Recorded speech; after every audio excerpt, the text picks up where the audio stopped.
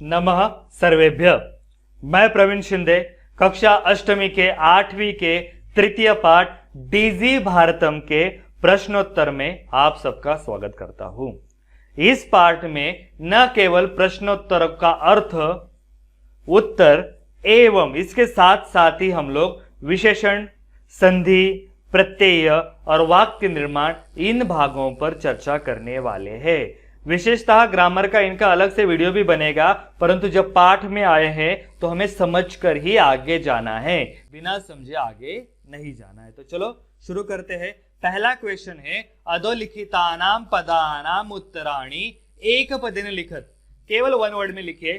कुत्र digital India इत्यस्य चर्चा भवति। कुत्र मतलब होता है कहाँ। कहाँ पर डिजिटल इंडिया इसकी चर्चा हो रही है? तो संपूर्ण विश्व। कुत्र की जगह आएगा संपूर्ण विश्व। कुत्र का अर्थ होता है कहाँ।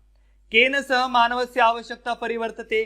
केन सह किसके साथ मानव की आवश्यकता जरूरतें बदलती है? तो काल परिवर्तनेन सह, जैसे जैसे समय बदलता है वैसे वैसे मानव की आवश्यकता बदलती है। आपणे वस्तूनां क्रय समये केषां अनिवार्यता न भविष्यति। दुकान में वस्तुओं को खरीदते समय केषां किसकी अनिवार्यता न भविष्यति, जरूरत नहीं है, हमारे पास होना जरूरी नहीं है। क्या? कैश, रुपए, रूप्यकाणाम। ठीक है। कस्मिन उद्योगे वृक्षः उपयुज्यन्ते। किस उद्योग में, सप्तमी का प्रयोग है, किस उद्योग में वृक्षों का उपयोग होता है? तो कर्गदोद्योगे, कर्गद उद्योगे, कागज निर्माण करने के उद्योग में। अद्य सर्वाणि कार्याणि केन साधितानि भवन्ति। आज सारे काम केन, फिर से किससे साधित होते, पूर्ण होते? तो संगणक यंत्रेण। आज सारे काम संगणक यंत्र से, कंप्यूटर से पूरे हो रहे हैं। दूसरा क्वेश्चन है, अधोलिखितान प्रश्नान पूर्ण वाक्य न उत्तरत। नीचे दिए गए प्रश्नों के पूर्ण वाक्य में उत्तर दीजिए। प्राचीन काले विद्या कथम गृह्यते स्म। पुराने जमाने में विद्या कैसे प्राप्त की जाती थी? कथम मतलब कैसे, कैसे? मुखेन, मुखेन। प्राचीन काले विद्या मुखेन गृह्यते स्म। मुख से या फिर श्रुत वचनेन, श्रुत वचनेन सुनकर प्राप्त की जाती थी। या मुखेन भी आ सकता है या श्रुत वचनेन। ठीक है। वृक्षाणाम कर्तनम कथम न्यूनताम यास्यति। वृक्षों को काटना कैसे कम हुआ है? वृक्षाणाम कर्तनम संगणकस्य प्रयोगेन। संगणक के प्रयोग की वजह से न्यूनताम यास्यति, कम हो गया है या कम हो रहा है। चिकित्सालय कस्य आवश्यकता अद्य न अनुभूयते। चिकित्सालय हॉस्पिटल में कस्य किसकी आवश्यकता अद्य न अनुभूयते। आवश्यकता की अभी जरूरत नहीं है। किसकी जरूरत नहीं है? कस्य रूप्यकाणाम, पैसों की, क्योंकि कार्ड से हम कर सकते हैं। चिकित्सालय रूप्यकाणाम आवश्यकता अद्य न अनुभूयते। पैसों की अभी हमें जरूरत नहीं है। वयम कस्याम दिशि में अग्रेसरामः। हम किस दिशा में आगे बढ़ते जा रहे? वयम डिजिटल भारतम, डीजी भारतम इति दिशे अग्रेसराम। इस दिशा में आगे जा रहे। वस्त्र पुटके केशाम आवश्यकता न भविष्यति। जेब में किसकी आवश्यकता नहीं है? केशाम रूप्यकाणाम। वस्त्र पुटके रूप्यकाणाम आवश्यकता न भविष्यति। पैसों की हमें जरूरत नहीं है, कैश की हमें जरूरत नहीं है। तीसरा प्रश्न है, रेखांकित पदानि अधिकृत्य, अंडरलाइन किए हुए, अधिकृत्य मतलब अंडरलाइन किए हुए, प्रश्न निर्माणम कुरुत। अंडरलाइन किए हुए वर्ड्स की जगह पे आपको प्रश्न निर्माण करना है। देखिए मैं यहाँ पे वन वर्ड में लिख रहा हूं, पर आपको ये क्वेश्चन पूरे सेंटेंस में लिखना है। बस कंडीशन ये है, आगे क्वेश्चन मार्क को कभी नहीं भूलना है, क्योंकि आप फ्रेम दी क्वेश्चंस कर रहे हो, प्रश्न निर्माण कर रहे हो। भोजपत्रोपरि लेखनम आरब्धम। भोजपत्रों के ऊपर लिखना शुरू हुआ। लेखनम किम आरब्धम। भोजपत्रोपरि किम आरब्धम, क्या शुरू हुआ? प्रश्न मार्क, क्वेश्चन मार्क। ठीक है। लेखनार्थम कर्गदस्य आवश्यकतायाः अनुभूति न भविष्यति। लिखने के लिए कागज की आवश्यकता का अनुभव नहीं आ रहा है, जरूरत नहीं पड़ रही है, तो कर्गदस्य की जगह आएगा कस्य। लेखनार्थम कस्य आवश्यकतायाः अनुभूति न भविष्यति। प्रश्न चिन्ह, प्रश्न चिन्ह। विश्राम गृहेषु कक्षम सुनिश्चितम भवेत्। विश्राम गृहेषु कुत्र, प्रश्न मार्क, कहां पर? कुत्र कक्षम सुनिश्चितम भवेत्। कहां पर कक्ष सुनिश्चित होता है, बुक्ड होता है, रूम बुक होता है। सर्वाणि पत्राणि चलदूरभाष यंत्रे सुरक्षितानि भवन्ति। सारे पत्र मोबाइल फोन में सुरक्षित है, तो किसमें के लिए हम करेंगे कस्मिन, कस्मिन सुरक्षितानि भवन्ति। प्रश्न चिन्ह। वयम उपचारार्थम चिकित्सालयम गच्छामः, हम उपचार लेने के लिए चिकित्सालय में जाते हैं, हॉस्पिटल में जाते हैं। तो उपचारार्थम किमर्थम, किस लिए ऐसा जब प्रश्न पूछना है तो किमर्थम का आपको प्रयोग करना है। वयम किमर्थम चिकित्सालयम गच्छामः, प्रश्न चिन्ह। ठीक है, आगे वाला है विशेषण विशेष्य मेलनम कुरुत, विशेषण के साथ विशेष्य को मिलाओ, एडजेक्टिव के साथ नाउन को मिलाओ। नाउन मतलब होती है एक संज्ञा, एक नाम होता है और उसके बारे में जो भी विशेषता बताई जाती है उसको कहते हैं विशेषण। उसके बारे में जो भी कहा जाता है उसको कहते हैं विशेषण। जैसे भारत के बारे में संपूर्ण भारते, वैसे मौखिकम, मौखिकम किसके बारे में कहा है, ज्ञानम, मौखिकम ज्ञानम। मनोगता उपकार, मन में आए हुए उपकार। टंकिता काले, टाइपिंग के समय पर। महान विनिमय, बड़ा विनिमय। मुद्रावीण कार्यानि, बिना पैसों के काम। ठीक है, मौखिकम ज्ञानम, मनोगता उपकार, टंकिता काले, महान विनिमय, मुद्रावीण कार्याणि। आगे वाला क्वेश्चन नंबर 5, अधोलिखित पदयोः संधिम कृत्वा लिखत, नीचे दिए गए पदों की संधि करना है। और विच्छेद मतलब अलग होता है और संधिम कृत्वा मतलब संधि करके उनको जोड़िए और लिखिए। पदस्य अधिक अस्य, आंसर क्या हुआ, पदस्यास्य। कौन से नियम से, अ अधिक अ होता है आ, यहाँ पे अ है और यहाँ पे अ है, दोनों मिलकर हो गया स्या, पदस्यास्य। तालपत्र अधिक ऊपरी, तालपत्रोपरी, यहाँ पे कौन सा नियम हुआ, अ अधिक उ हुआ ओ, तो पत्र में अ है और आगे उ है तो हो गया ओ, तो आंसर आया पत्रोपरी, तालपत्रोपरी। च अधिक अतिष्ठत, फिर से ऊपर वाला नियम, अ अधिक आ, तो च का हुआ चा तिष्ठत। ठीक है, कर्गत अधिक उद्योगे, फिर से वही दूसरा वाला नियम आया यहाँ पे, अ अधिक उ हुआ ओ, कर्गतोद्योगे। क्रय अधिक अर्थम, फिर से अ अधिक अ वाला नियम, क्रयार्थम, अ अधिक आ। इति अधिक अनयोः, ई है आगे अ है, जब ई के आगे अ आता है तो यह होता है ई के स्थान पर, तो हो गया इत्यनयोः। ठीक है, उपचार अधिक अर्थम, अ अधिक आ, तो उपचारार्थम। इसमें हमने संधि के 3 नियमों पे चर्चा की, अ अधिक आ, अ अधिक उ ओ और ई अधिक य। ठीक है, ऐसे ही अलग से इसके ऊपर वीडियोस भी बनेगी, परंतु जब पाठ में आया तो इसको पीछे क्यों छोड़ना है, इसलिए इसको किया।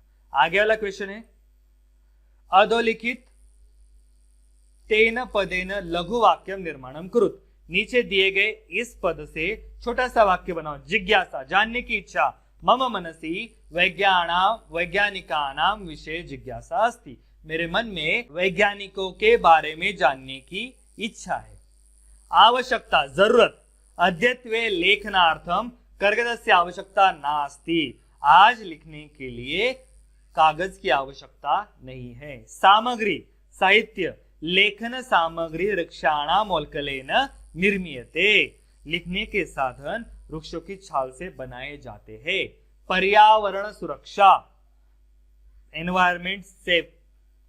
पर्यावरण सुरक्षा अस्माभिः कर्तव्या, पर्यावरण की सुरक्षा करना यह हमारा कर्तव्य है। विश्राम गृहम, रेस्ट हाउस। नगरे विश्राम गृहम अस्ति, नगर में एक रेस्ट हाउस है। ठीक है, तो इन छोटे छोटे पदों से हमें छोटे छोटे वाक्य बनाने थे। आप कोई अन्य भी वाक्य बना सकते हो, बस ग्रामेटिकली वो सही चाहिए। क्वेश्चन नंबर 7, चतुर्थी विभक्ति में प्रयुज्य रिक्त स्थानानि पूरयत, चतुर्थी विभक्ति का प्रयोग करना है। आपको कुछ पुल्लिंग शब्द है, कुछ स्त्रीलिंग शब्द है, उनकी चतुर्थी विभक्ति आनी चाहिए। जैसे बालक पुल्लिंग है, उसकी चतुर्थी क्या होती है, बालकाय, बालकाभ्याम, बालकेभ्यः। बालिका स्त्रीलिंग है, उसकी चतुर्थी होती है बालिकायै, बालिकाभ्याम, बालिकाभ्यः। ठीक है, तो ये चतुर्थी विभक्ति का प्रयोग करना है। और उसके इसका दूसरा नियम है उपपद विभक्ति, जब कोई विशेष शब्द आते तो इनका प्रयोग किया था। जैसे धनम ददातु, भिक्षुक, किसी को कुछ देना, इसमें संप्रदान का प्रयोग होता है, चतुर्थी विभक्ति का प्रयोग होता है। और भिक्षुक खाली जगह, तो भिक्षुक की चतुर्थी हुई भिक्षुकाय, याचक को, मांगने वाले को। डैश पुस्तकम देहि, डैश को पुस्तक दो, किसको? छात्र को। तो देना इस क्रिया में किसका विभक्ति का प्रयोग होता है? चतुर्थी का। छात्र की चतुर्थी होती है छात्राय। अहम डैश वस्त्राणि ददामि, फिर से देने की क्रिया आई, मैं डैश डैश को वस्त्र दे रहा हूं, कपड़े दे रहा हूं। तो देने की क्रिया में किसका प्रयोग होता है? चतुर्थी का। किसके चतुर्थी करनी है? निर्धन। निर्धन की चतुर्थी निर्धनाय। अहम निर्धनाय वस्त्राणि ददामि। डैश पठनम रोचते, रोचते मतलब पसंद होना, रोचते इसके साथ भी हमेशा चतुर्थी विभक्ति का प्रयोग होता है। तो लता को, तो लता की चतुर्थी हुई लतायै पठनम रोचते, लता को पढ़ना अच्छा लगता है।